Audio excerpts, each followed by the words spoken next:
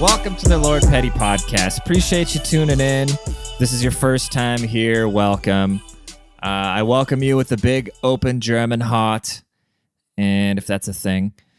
And yeah, if you're coming back for more, this is the only podcast in the world where we love everybody. We hate on everything.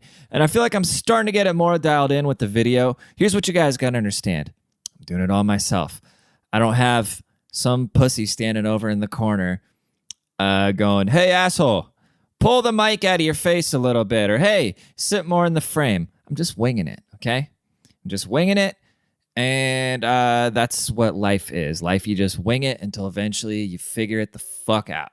So that's what we're doing. We're just going to wing it until we figure it out. And so far, we figured quite a few things out. One of the things that I've really figured out lately is I don't like people that take themselves way too serious. And I know that's just a broad, weird statement because I feel like a lot of people feel that way, obviously. But maybe there's something wrong with me. Maybe there's something wrong with me in that I find nothing funnier. It is absolutely the pinnacle of hilarity to me when somebody takes themselves serious. That's why I could never be a gangster, okay? I could never be a gangster rapper, for instance, always having to just mean mug and take myself serious. Because the funniest part is about these people are hilarious when they're taking themselves way too serious and they don't know they're being funny. You know what I mean? Like if somebody's wearing a ridiculous fit and they don't realize it's funny, there's nothing funnier than that. You know what I'm saying? There's nothing funnier than a fucking guy with like the cutaway jean shorts, you know, where you can't, where they can separate his legs from the top. You know what I'm saying? And they don't even know how funny that is. That's what makes it funny, which is not there's mustache guy, which, okay, there's two types of people, mustache guy and bucket hat guy. They are either the coolest people in the room because they don't realize how ridiculous they are, or they're just tryhards. There's really no in between. But usually bucket hat guy is kind of hiding from the world, and usually so then you just got to crack him open, and then usually he's really funny. And then I think the bucket hat looks swag. Shody was getting mad about all the IG bitch. I think she hangs out around me a little too much where she starts picking people apart, which I'm so proud of her. She's talking about how all the bitches are wearing bucket hats, and I didn't notice that because I don't ever see bitches with bucket hats. I guess another thing right now is the parts in the hair. So I guess you put women in two categories, a side part and a middle part.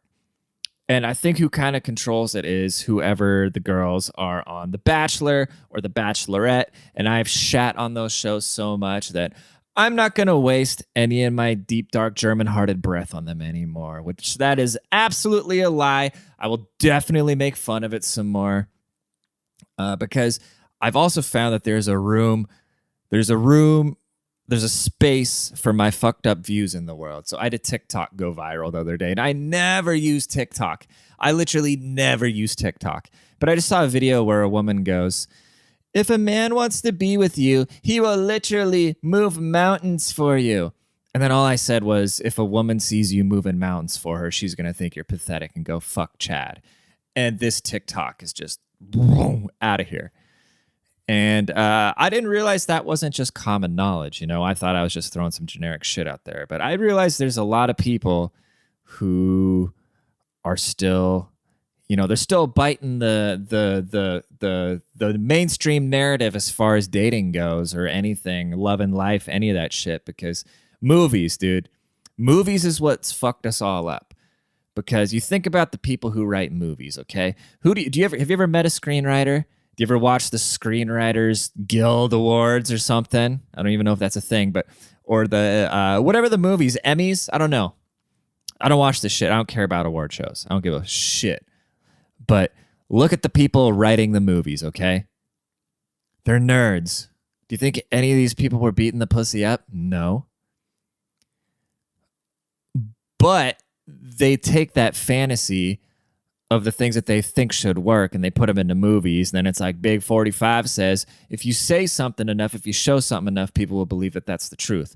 So people watch these rom-com movies and they wonder why they're fucking miserable, because they go against all human nature. So yes, there's a space for my delinquency in this world, and I appreciate anybody that wants to listen, because at the end of it, I'm just trying to make the world a better place. And I hope this mic is picking things up properly, because this is a dynamic mic with a cardioid pickup pattern. If any of you guys want to start a podcast, make sure to not use a dynamic mic, because it'll pick up all the shit in the room unless you have a very good treated room. So if you need some help with that, hit me up. I will hip you out, sounds like, with that. If you want to start a podcast where you can just go on and say whatever you want, because people get upset with me for saying things that I want, like saying, I don't think it's a bad idea that people want to get the vaccine. And if you don't want to get it, don't get it. But it's crazy. I know a ton of people, a ton of my Republican friends, they've all gotten the vaccine and they're scared to admit it. They act like they're housing Jews underneath the floorboards in Nazi Germany or something. They think all the fucking red made America boys are just going to come and stick them on a pitchfork because they got a vaccination, because maybe they saw their parents in the hospital with COVID and they decided, hey, I don't want to do that.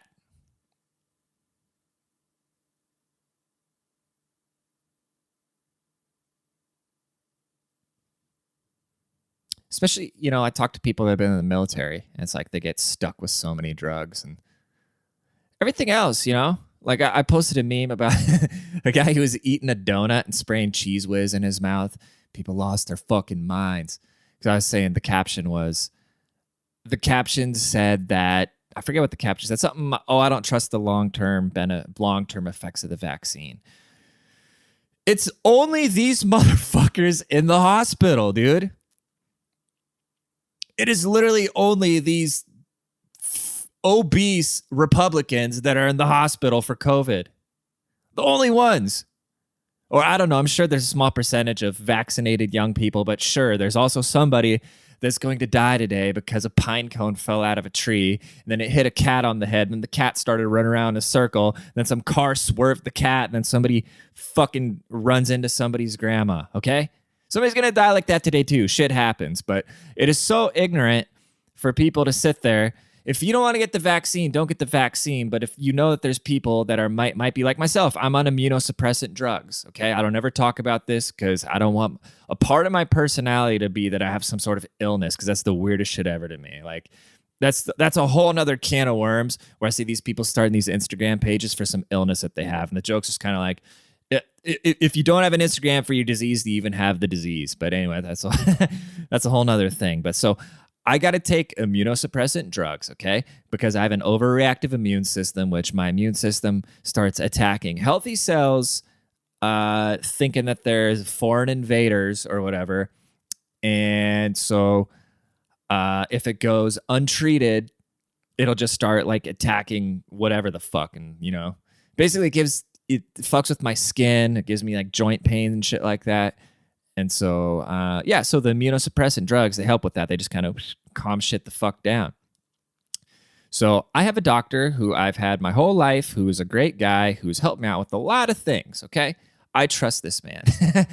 I trust this man with my life, literally. He's helped me out with things that have caused me a great deal of discomfort.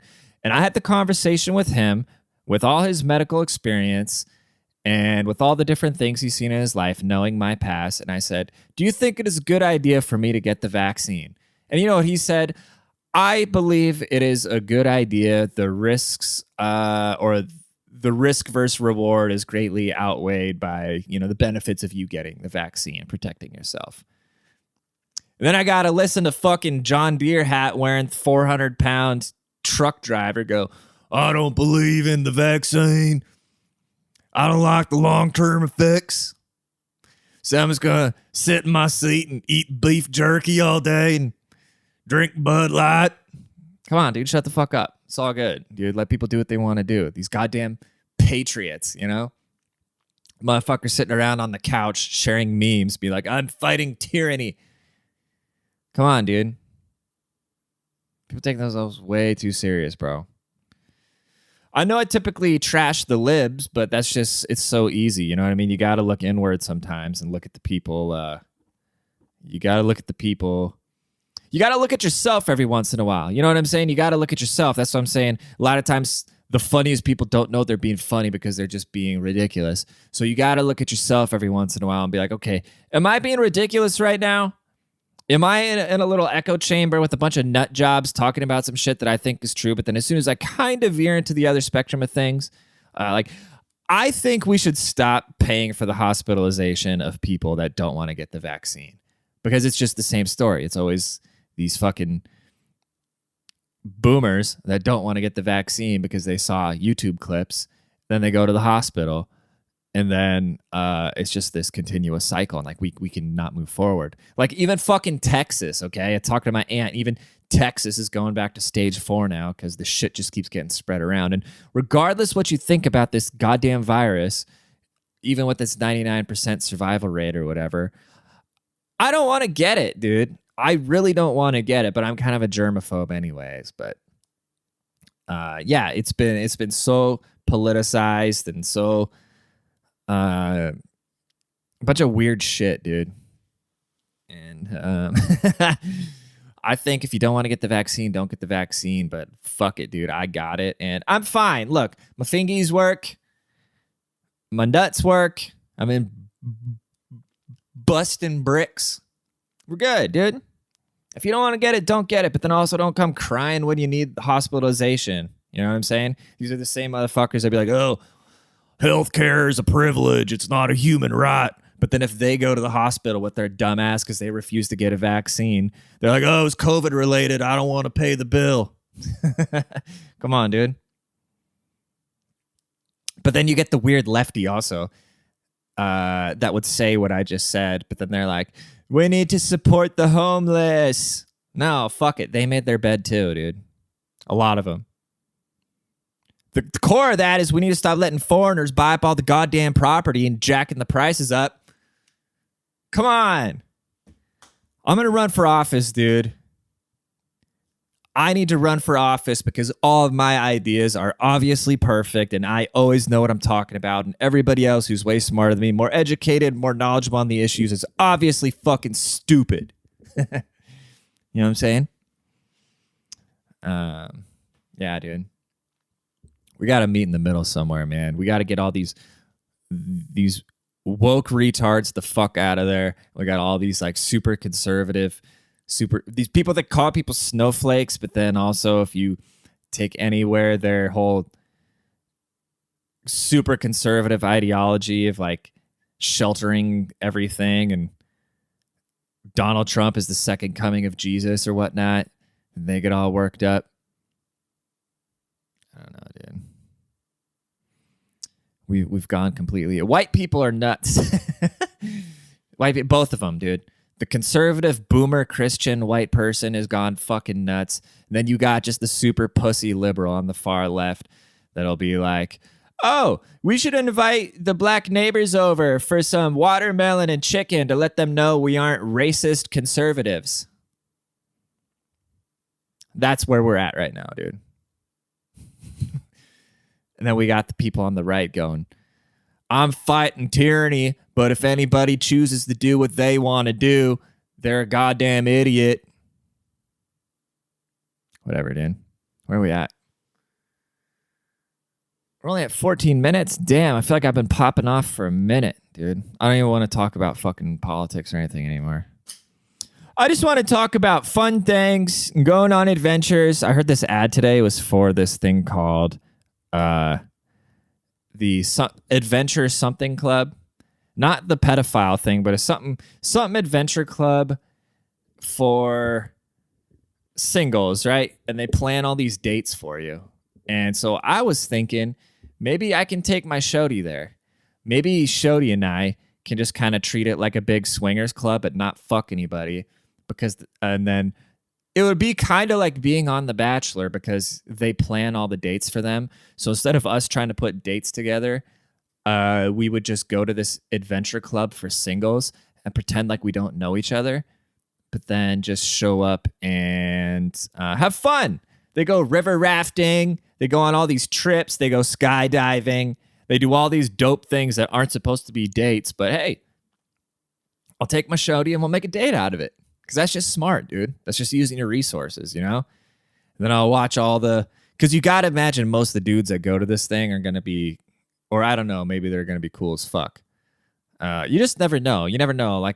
I heard a comedian talk about signing up for acting classes because he thought he was going to meet a bunch of outgoing, fun people. And it was just a bunch of shy nerds that were trying to work on breaking out of their shell who actually had no acting ambitions. So maybe when you go to these singles clubs, maybe there's actually just like a bunch of cool, hot people. When I'm thinking it's just going to be a bunch of nerds. I'm thinking I'm going to show up and be the mega Chad. And I show up and I'm just the fucking scrawny, skinny dork that I am. That's what's kind of dawning on me. I always thought my football coaches and other sports coaches kind of had it out for me in high school because I had this vision of myself that I was this athlete and I was like a cool guy. And then I thought they just didn't play me because maybe they found out about me smoking reefer or whatever it was. But then as I got older and I realized I'm smarter than a lot of people, I know how that sounds, but it just is what it is. Then I started realizing, damn, I'm a nerd. I'm not a jock. I'm a complete nerd. I should have been in the band. I should have been playing a snare drum. I should not have been on the football team, freezing my dick off every day after practice in the rain to ride the bench. Yeah, dude. I thought my coaches were just big haters, and I realized, like, no, I wasn't that athletic. But now that I'm an adult, I realized I was a nerd the whole time. I was just fighting it, you know?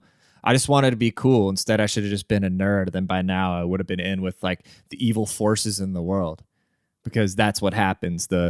All the smart people then end up congregating in college. Then they get their revenge on the world, and then they all become execs or designing bombs or something. Yeah. So that's where I that's where I went wrong, dude. Thought I was just getting hated on. That's an interesting thought. Thought the coaches were just some of them were just haters though, dude. I remember there was this douchebag. He was a year older than me, and he had this tick. He always be like, "Oh, he's making fun of Tourette's now. Look at that."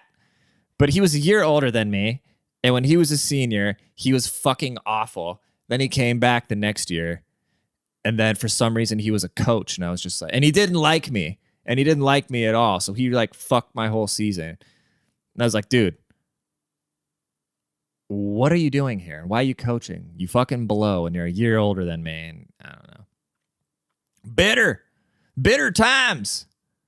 I think the reason I'm thinking about this is because Shody and I have been watching Friday Night Lights, the show, and yeah, it brings back some weird memories that I suppressed from my high school football days.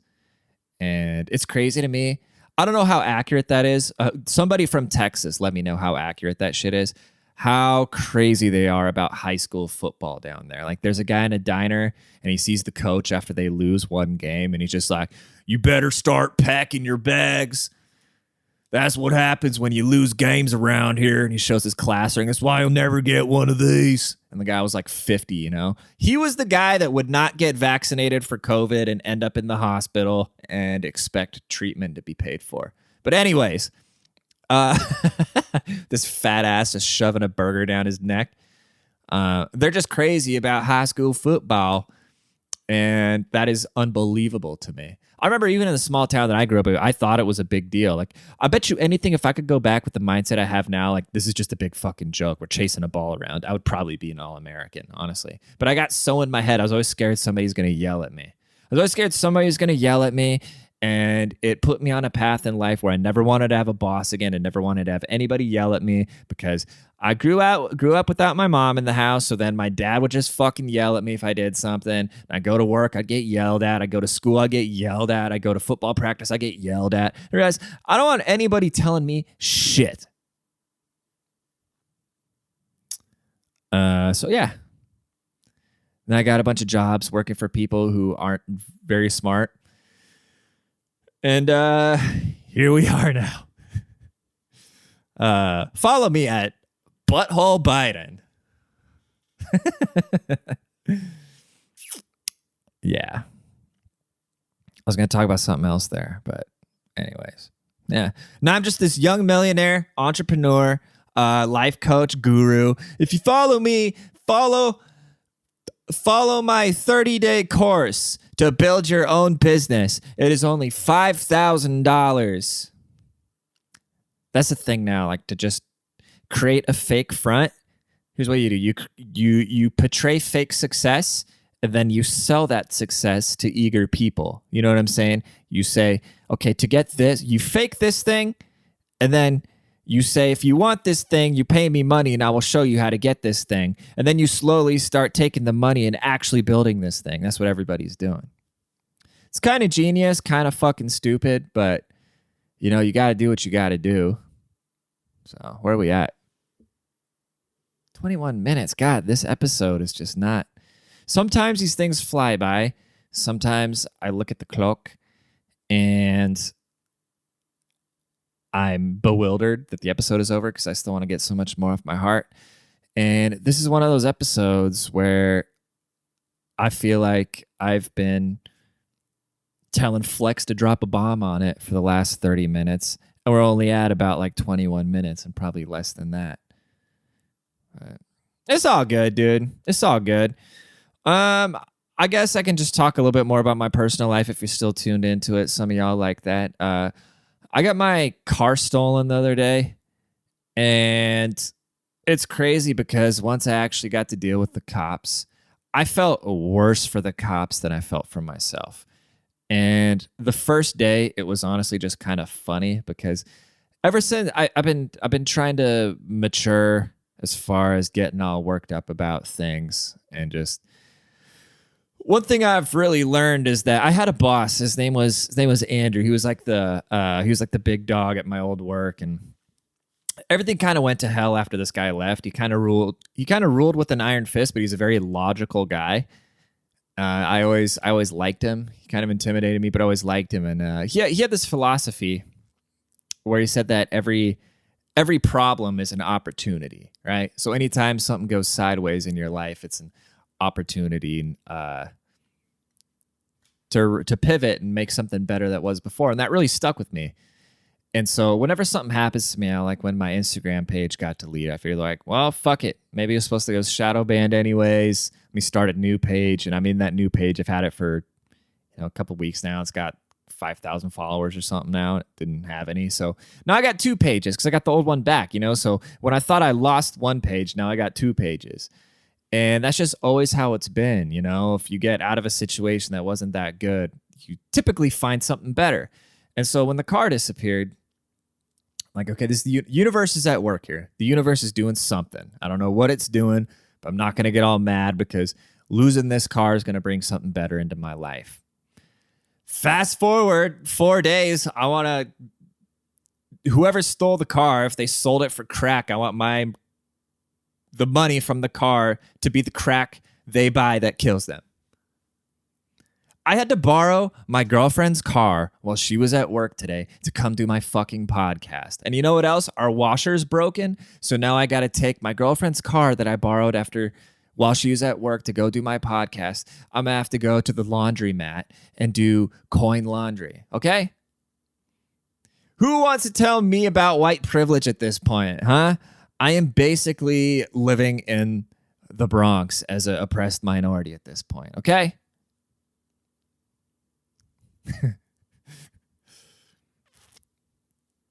Somebody stole my fucking car, dude. I've had the worst luck with vehicles. It's the weirdest thing. I had this little truck named Patrick, right?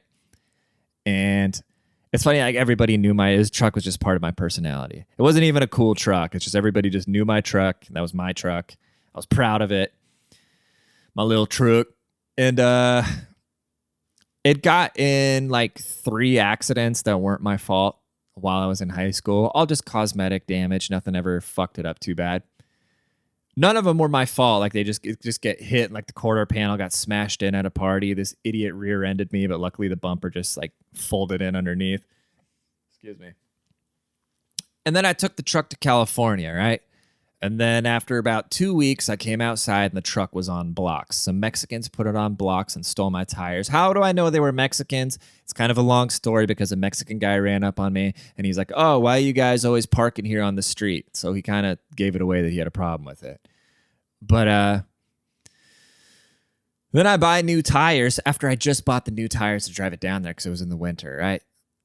Then like a week later, I was dating this girl from Argentina and her visa was up. And so I'm driving her to the airport and then some fucking guy swerves into me on the freeway and totals the car, like right after I dropped her off.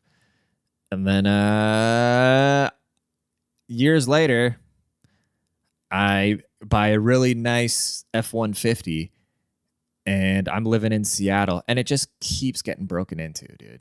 Repeatedly. It keeps getting broken into. And I don't know how the fuck they're getting in it. And then we move to the east side, out of Seattle to the east side in Kirkland, and somebody breaks into the truck again.